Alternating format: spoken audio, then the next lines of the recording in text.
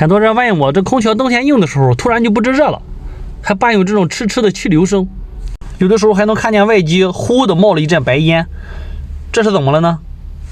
这种情况呢，其实就是正常的化霜现象。空调在冬天用的时候呢，因为它室外机是在制冷的这种状态，所以说空气中的水蒸气遇冷，它就会变成这样的白霜的形式结在这个翅片上。特别是这种阴雨下雪天气，空气中的湿度比较大，结霜结的更多，可能4-50分钟就需要化霜一次。化霜的过程呢，大约是10到15分钟左右。